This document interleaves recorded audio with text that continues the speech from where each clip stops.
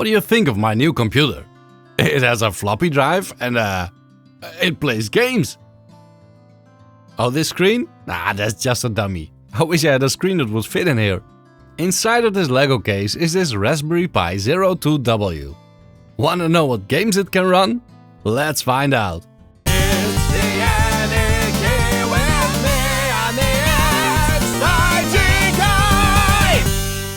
So I wanted to make a video on this Raspberry Pi 02W and ended up spending a lot of time with the Lego case you're seeing right here.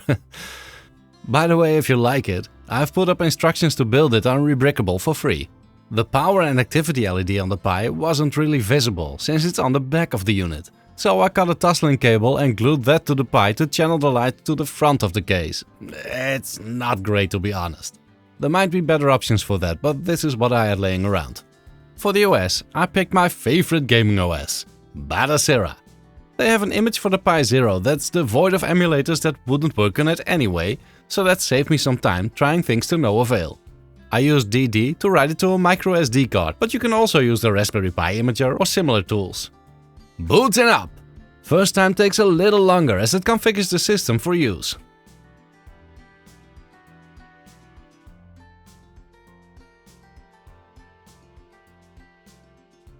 There we are. I first wanted to connect a keyboard and mouse, but this thing only has micro USB ports. To fix that, I used this USB switch.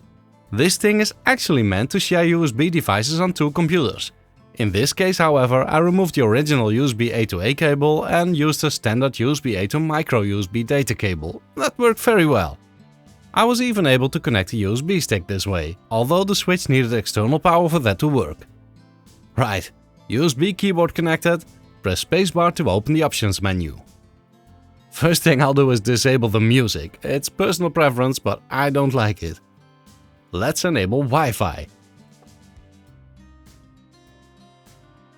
That took me a few reboots. Not sure why, but after 2 reboots it just works. Next, I'll pair a Bluetooth controller. This controller needs mapping or else it won't work, so let's do that. As you can see, Batacera refers to the buttons as North, East, South and West. That's because A, B, X and Y are not in the same spot on all controllers. This just makes things easier. My cheap controller doesn't have a hotkey button, so I'll leave that out. Alright, I can now disconnect my USB switch, since I can control all of Batacera with my Bluetooth controller now. And since Wi-Fi is enabled, I can also SSH into it if I want to, and use SMB to manage files. Alright. Let's try some games. I made a video on gaming on a first-gen Raspberry Pi a while back, so let's pick it up from there. This Pi 02W should actually be capable of handling a lot more than that one. SNES games ran mostly good on the first-gen Pi. As expected, they all run perfectly on this one.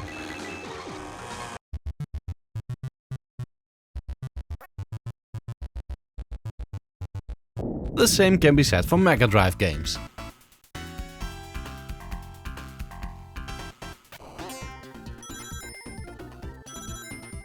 The first-gen Pi struggled with Commodore 64 games, but here they run fine. So let's take it a step up. PlayStation 1 games run quite well on here. Running PlayStation games on a device about the size of a memory stick from that era. It's quite awesome, isn't it? Nintendo 64 is mostly okay. Doom 64 runs really well. Chopper Attack does too. And Turok runs quite decent. But man, those controls suck. Interestingly, Game Boy Advance, a system that was hit or miss on the first-gen Pi, isn't much more than just okay on here. Some games still don't run well on this one. I expected this to do better, but maybe GBA is hard to emulate? I don't know. Although the emulator seems to be there, I wasn't able to run any Dreamcast games. They just don't start. A system that looks like an early 90s PC should run DOS games, right? Well, yeah, it does better than the 386 we had back then. I'd say it performs like a 486 at 50 MHz or so. Games up until say 94, 95 run fine, but Duke Nukem 3D for example is a slideshow. Some games will have the controls set up right out of the box. For others you might want to create a pad to key profile, as I'm doing here for Rise of the Triad.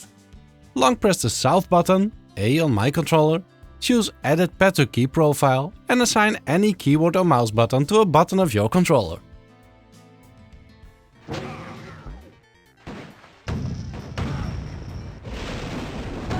So what about ports? Well, Doom runs fine.